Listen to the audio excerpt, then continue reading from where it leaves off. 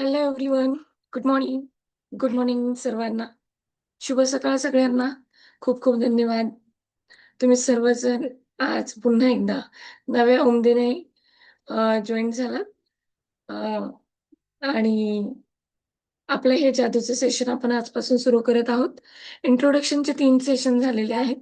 ते I hope तुम्ही तिन्हीही ऐकलेले असावेत, पाहिलेले असावेत आणि तुम्ही तुमच्या स्वप्नांची यादी, तुम्हाला काय हवं आहे त्याची यादी आणि प्लस तुम्ही तुमच्याकडे काय आहे आणि तुम्ही आत्तापर्यंत काय मिळवले आहे, याची सुद्धा यादी मिळव तुम्ही तयार केलेली असावी. तर आजचा हा आपला दिवस आहे, जादूचा पहिला दिवस आहे. तर आपण सुरू करूया जादूचा दिवस पहिला. आपल्याला सर्वांना माहीतच आहे, हे जादू हे पुस्तक आहे. या पुस्तकातला पहिला धडा म्हणजे अ,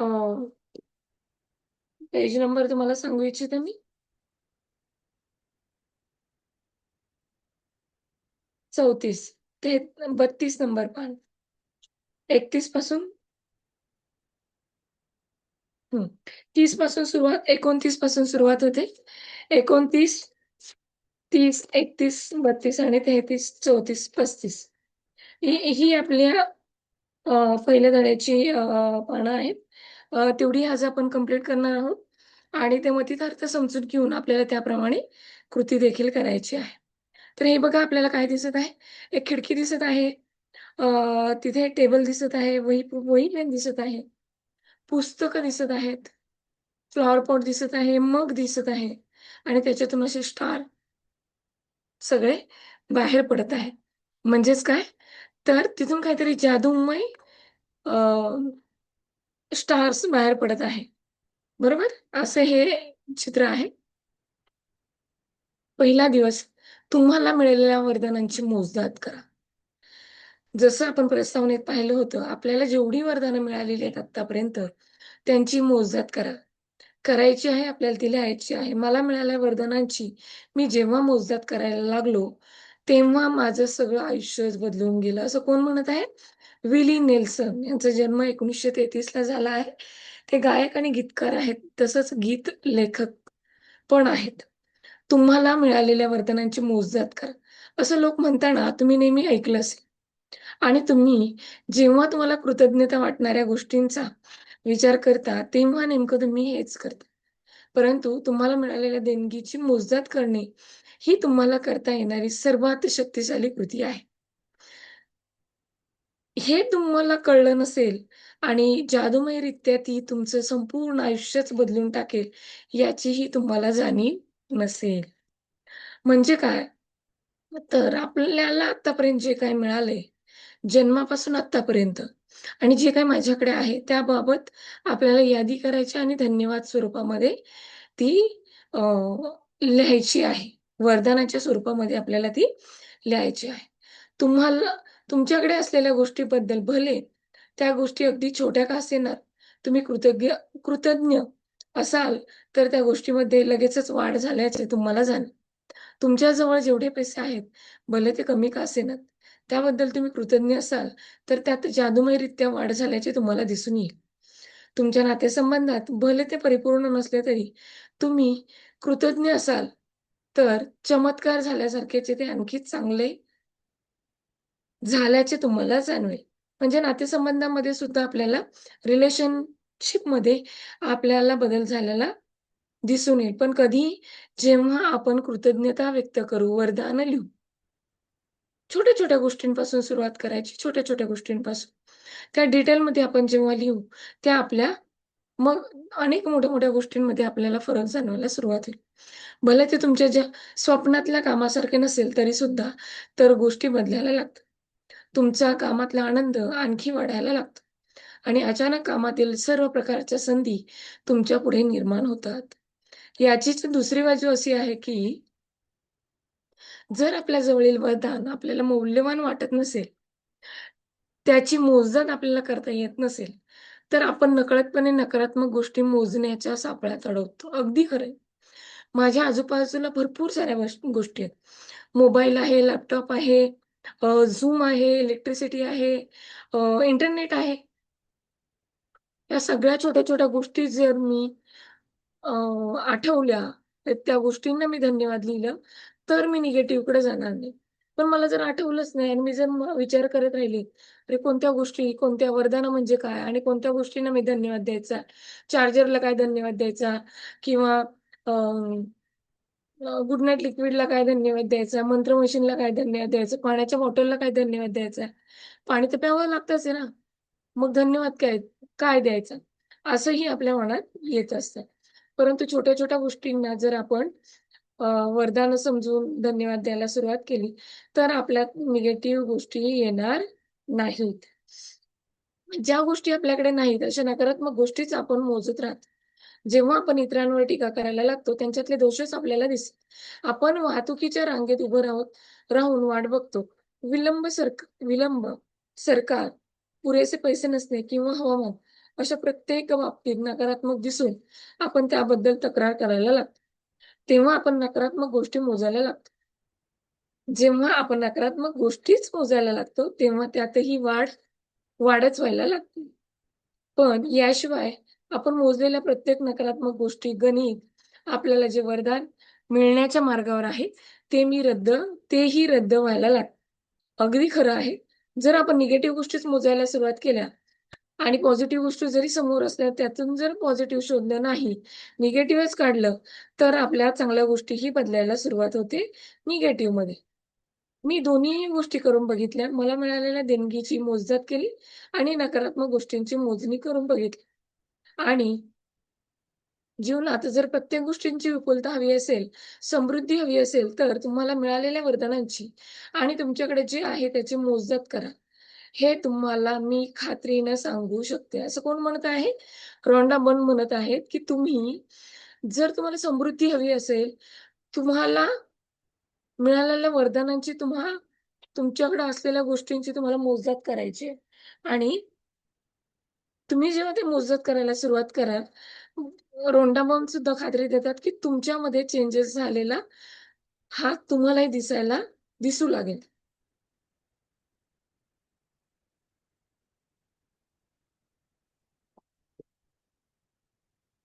तुम्हाला मिळालेल्या वरदानांची मोजणी कमी भरली तरी एक वेळ चालेल. पण तुम्हाला येत असलेल्या अडचणीची गणती करताना ती वरदानाची देणगी गमावून चालणार नाही. असं कोण म्हणतंय? मार्ट बी डी बॅकॉक लेखक आणि धर्मोपदेशक असे हे जे आहेत त्यांनी हे वाक्य सांगितलं आहे.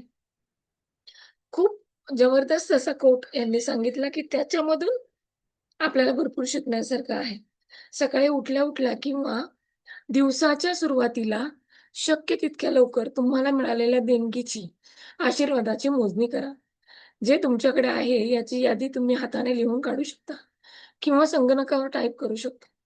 त्यासाठी एखादी वही किंवा जर्नल करू शकता आणि तुमची सगळी कृतज्ञता त्या ठिकाणी जतन करू शकता.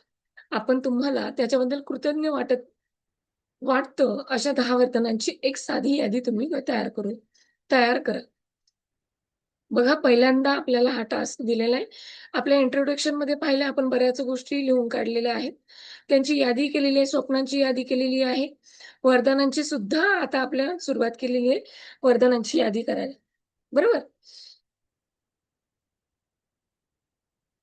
आणि रोज सकाळी उठल्यानंतर मी तर म्हणेन रोज सकाळी उठल्या-उठल्या डोळे बंद करून आहे त्या ठिकाणी बसून मनातल्या मनात जेवढ्या आठवतील आजूबाजूच्या गोष्टी 10 गोष्टींना आठवायचं आणि मनातल्या मनात धन्यवाद द्यायचा. मग डोळे उघडायचे. डोळे उघडल्याबरोबर वही पेन घ्यायचा आणि वही पेनामध्ये आपण घेऊन पुस्तकामध्ये, डायरीमध्ये, एका जर्नलमध्ये आपण आपले धन्यवाद, ग्रॅटिट्यूड वरदानं लिहायला सुरुवात करायची आहे. हे जेव्हा आपण पहिल्या दिवसापासून करू, म्हणजे आजच्या दिवसापासून करू, तेव्हा पुढच्या 28 दिवसात म्हणजे शेवटच्या 28व्या दिवशी आपल्याला नक्कीच ह्याच्यामध्ये खूप सारा चेंजेस झालेला दिसून येईल. आइन्स्टाईनने जेव्हा आभार मानले, तेव्हा तो आभार का मानत आहे, याचा विचार त्याने केला होता. तुम्ही सुद्धा एखादी गोष्ट, व्यक्ती किंवा प्रसंग यांच्याविषयी तुम्हाला कृतज्ञता का वाटत आहे, याचा जर विचार केला, तर ती कृतज्ञतेची भावना आणखी मनापासून व्यक्त होईल. अगदी खरं आहे. जसं मी माझ्या आईचे धन्यवाद मानते. कारण तिने मला मुलीचा जन्म दिला. 9 वर्ष 9 महिने पोटामध्ये ठेवलं, सांभाळलं. अ, त्याच्यानंतर डिलिव्हरीनंतर दूध पाजलं, लहानाचं मोठं केलं, कपडे घेतले किंवा बऱ्याच काही गोष्टी केल्या. ही जेव्हा कारणं आपण छोट्या-छोट्या गोष्टी आठवतो, तेव्हा आपण आईला किती धन्यवाद दिला पाहिजे, हे आपल्याला नक्की जाणवेल. लक्षात ठेवा, तुमच्या भावनेच्या पातळीनुसार कृतज्ञतेची जादू घडते. म्हणजे तुम्ही जेवढा भावुक होऊन व्यक्त कराल, तेवढी कृतज्ञतेची जादू वाढणार आहे. जेव्हा यादीतील प्रत्येक बाबीबरोबर तुम्हाला याविषयी कृतज्ञता का वाटते, याचे कारण नाही लिहा. तुम्ही तुमची यादी कशी लिहिता येईल? तुमची यादी कशी लिहिता येईल? यासंबंधीच्या काही कल्पना पुढे रॉन्डाबर्न यांनी दिलेल्या आहेत. माझ्याकडे काय आहे? माझ्याकडे कपडे आहेत. त्यामुळे मला खरोखरच वरदान मिळाल्यासारखं वाटत आहे. कपडे नसते तर, नवीन कपडे नसते तर, फाटके-तुटके असते तर हं. म्हणून माझ्याकडे कपडे आहेत म्हणून मी ह्या कपड्यांचे खूप-खूप धन्यवाद देते. कारण मी आकर्षक दिसते, मी सुंदर दिसते, माझ्या शरीराचं शरीर झाकलं जातं आणि संरक्षण होतं माझ्या त्वचेचं. अशी बरीचशी कारणं आपण एका याच्यावरून लिहू शकतो. कशामुळे मला इतका आनंदी आणि कृतज्ञ वाटत आहे? कारण आणि का? का मी कपड्यांना धन्यवाद देते? कशामुळं? हे कपड्यांमुळंच कशामुळं मला इतका आनंदी आणि कृतज्ञ वाटत नाही? कारण मुलायम कपडे आहेत, सुंदर आहेत, दिसायला छान आहेत, अट्रॅक्टिव्ह आहेत, सुंदर डिझाइन आहे, छान कलर आहे. बरं? त्यामुळे मला कृतज्ञ आणि आनंदी वाटत आहे. पण का? कारण माझी स्तुती कोणीतरी करतंय. बरोबर की नाही? की "वॉव! किती सुंदर ड्रेस आहे मनीषा हा. छान दिसतोय, जचतोय तुझ्यावर आणि मऊ मुलायम कापड आहे. उन्हाळ्यात खूप छान आहे हे कपडे घालण्यासाठी." असं कारण आपलं पण त्याला शोधायचं. कशासाठी मी खरोखरच कृतज्ञ आहे? इथे कूलर आहे. मग कूलरसाठी मी खूप-खूप कृतज्ञ आहे. पण का? कारण तो थंड हवा देतोय. कूलर आहे, पण नुसताच फिरतोय, नुसताच हवा घुमवतोय. त्यात पाणी टाकल्यानंतर थंड हवा जर नाही आली, बंदच पडतोय, तर मी त्या कूलरची आभारी राहील का? उलट त्याला कोसेल. काय कूलर आहे, पाणीच खेचत नाही आणि थंड हवा सोडत नाही. बरोबर की नाही? मग कूलरला का धन्यवाद? कारण तो थंड हवा देतो म्हणून. कशासाठी मी अत्यंत मनःपूर्वक आभार मानते. कारण आणि का? मी मनापासून आभारी आहे त्या कूलरची. कारण थंड हवा देतोय. बरोबर की नाही? कारण त्या दुकानदाराचे सुद्धा मी आभार मानते, कारण त्यांनी मला खूप चांगल्या आणि रिझनेबल रेटमध्ये दिलं. मिकाशी ह्या कंपनीचे सुद्धा मी खूप आभार मानते, की त्यांनी एक सर्वसामान्य लोकांना उन्हाळ्यामध्ये परवडेल या भावामध्ये घेता येईल असा कूलर बनवला. म्हणून त्या कूलरचे खूप-खूप धन्यवाद. कंपनीचे धन्यवाद आणि इलेक्ट्रिसिटीचे खूप-खूप धन्यवाद. कारण ती जर नसेल तर कूलरचा आस्वाद घेता येईल का? नाही. तुम्हाला जी 10 वरदानं मिळाली आहेत, याची यादी करून झाली की त्यातलं प्रत्येक वरदान मनातल्या मनात मोठ्याने बोला किंवा मनातल्या मनात बोला किंवा मोठ्याने परत एकदा बोला. प्रत्येक वरदान देणगी वाचून झाल्यावर शेवटी 3 वेळा आभारी आहे, आभारी आहे, आभारी आहे असं म्हणा. हे जादूचे शब्द उच्चारा अगदी मनापासून. तुम्हाला जेवढी शक्य असेल तेवढी. कृतज्ञता हे वरदान मिळाल्याबद्दल व्यक्त करा. तुम्हाला आणखी कृतज्ञता वाटावी, यासाठी तुम्ही हे विश्व, परमेश्वर, आत्मा, चांगुलपणा, जीवन, तुमचं स्वत्व किंवा आणखी इतर कल्पना जी तुम्हाला महत्त्वाची वाटते, त्याच्याप्रती कृतज्ञता व्यक्त करू शकता. जेव्हा तुम्ही एखादी गोष्ट किंवा व्यक्ती याच्याबद्दल थेट कृतज्ञता व्यक्त करता, तेव्हा कृतज्ञतेच्या भावनेत वाढ होते आणि ती आणखी शक्तिशाली होते आणि आणखी जादू निर्माण होते. म्हणूनच मूळच्या आणि प्राचीन संस्कृतींनी आपली कृतज्ञता थेटपणे व्यक्त करण्यासाठी सूर्यासारखी प्रतीकं का निवडली? याचं कारण यामुळे कळतं. चांगुलपणाच्या या सार्वत्रिक स्रोताचा प्रतिनिधी म्हणून ते या भौतिक प्रतीकाचा उपयोग करत आणि त्या प्रतीकांवर संपूर्ण लक्ष केंद्रित करत. त्यामुळे त्यांच्यात कृतज्ञतेची अधिक भावना निर्माण होण्यास मदत होत आहे. तुम्हाला मिळालेल्या देणग्यांची किंवा वरदानांची मोजदाद करण्याची कृती अगदी सोपी, तुमचं जीवन बदलून टाकण्याइतकी शक्तिशाली आहे. म्हणूनच यापुढील 27 दिवस तुम्ही तुमच्या प्रत्येक दिवशी आणखी 10 वरदानांची भर तुमच्या यादीत टाकत जाणं चालूच ठेवावं. असं मला वाटतं. असं कोण म्हणत आहे? ते रॉन्डा मन म्हणत आहे. दर दिवशी कृतज्ञता वाटावी अशा 10 गोष्टी शोधून काढणं कठीण आहे. असं कदाचित तुम्हाला वाटण्याची शक्यता आहे. पण जसं-जसं तुम्ही त्याबाबत आणखी विचार करत जाल, तसतसे कृतज्ञता वाटावी अशी केवढ्या तरी गोष्टी आहेत, हे तुम्हाला कळून चुकेल. तुमच्या आयुष्याकडे नीट जवळून पहा. तुम्हाला आतापर्यंत भरपूर मिळालं आहे आणि ते प्रत्येक दिवशी असंच मिळत राहणार आहे. आणि खरोखरच आभार मानण्यासारख्या कितीतरी गोष्टी आहेत, हे तुम्हाला लक्षात येईल. तुमचं घर, तुमचं कुटुंब, तुमचे मित्र, तुमचे काम, तुमचे पाळीव प्राणी यांच्याबद्दल तुम्हाला कृतज्ञ वाटू शकते. तुम्ही सूर्याचे, प्यायच्या पाण्याचे, खायच्या अन्नाचे, तुम्ही श्वासोच्छवास घेता त्याचे, हवेचे आभार मानायला हवेत. कारण त्यांच्याशिवाय तुम्ही जिवंतच राहू शकत नाही. झाडे, प्राणी, महासागर, पक्षी, फुले, झाडांची रोपं, निळे आकाश, पाऊस, चांदण्या, चंद्र आणि आपला सुंदर पृथ्वी हा ग्रह या सर्वाबाबत तुम्ही कृतज्ञता व्यक्त करू शकता. म्हणजेच आपल्याला पंचतत्वांचे मनापासून आभार मानायचे आहेत. तुमच्या डोळ्यांमुळे तुम्ही पाहू शकता, कानांमुळे ऐकू शकता, तोंडाने चव घेऊ शकता, नाकाने वास घेऊ शकता. तुमची त्वचा तुम्हाला स्पर्शाचे ज्ञान करू देते. म्हणून या तुमच्या 5ही ज्ञानेंद्रियाबाबत तुम्ही कृतज्ञता व्यक्त करू शकता.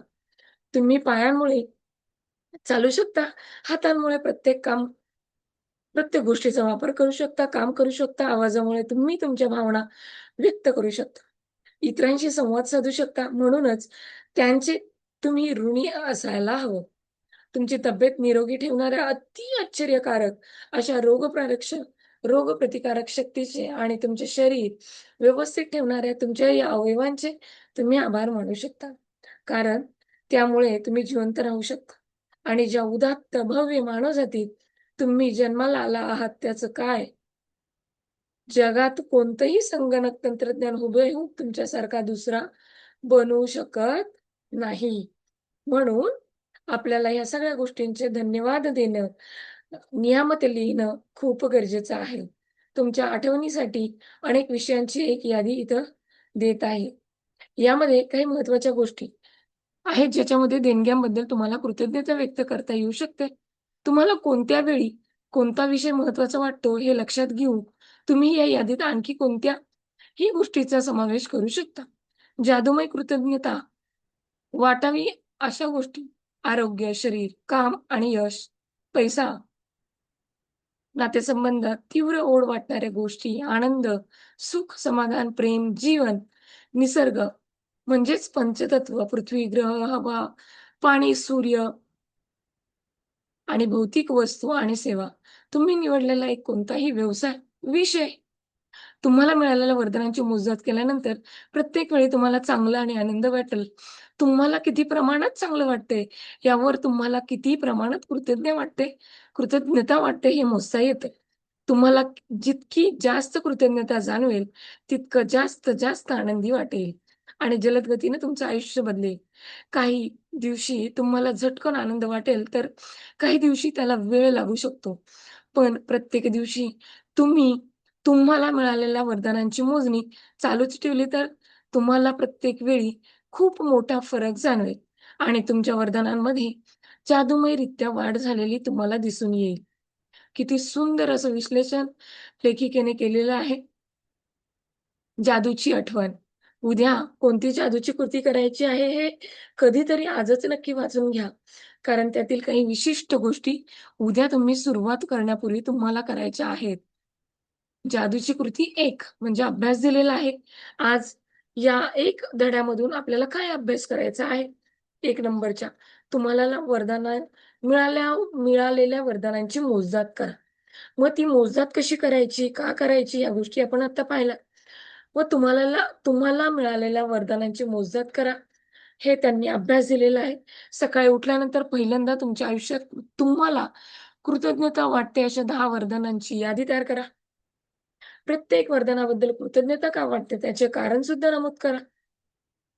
परत एकदा तुम्ही केलेल्या यादी मनातल्या मनात किंवा मोठ्याने वाचा. प्रत्येक वरदान वाचल्यानंतर शेवटी 3 वेळा आभारी आहे, आभारी आहे, आभारी आहे हे जादूचे शब्द उच्चारा आणि तुम्हाला शक्य असेल तेवढी कृतज्ञता या वरदानाबद्दल व्यक्त करा. पुढील 27 दिवसामध्ये या जादूच्या कृतीमधील पहिल्या 3 पायऱ्यांच्या प्रत्येक सकाळी पुनरुच्चार करा. म्हणजे काय? 10 वरदानं लिहा, ती बोला आणि त्याचं कारण लिहा. उद्याच्या जादूच्या कृतीबद्दल आजच वाच. ओके? अशा प्रकारे हा 1 नंबरचा धडा, दिवस पहिला हा आपला आज इथे संपलेला आहे. तर मी तुम्हा सर्वांचे मनापासून खूप खूप आभार मानते, की तुम्ही मनापासून माझं अ, मी प्रस्तुत केलेलं हे जादूच्या बुकमधील दिवस पहिला हे ध धड्याचं रेकॉर्डिंग पूर्ण ऐकलेलं आहे. आवडला तर नक्की लाईक करा, शेअर करा अ, आणि सबस्क्राईब पण करा माझ्या चॅनलला. खूप खूप धन्यवाद.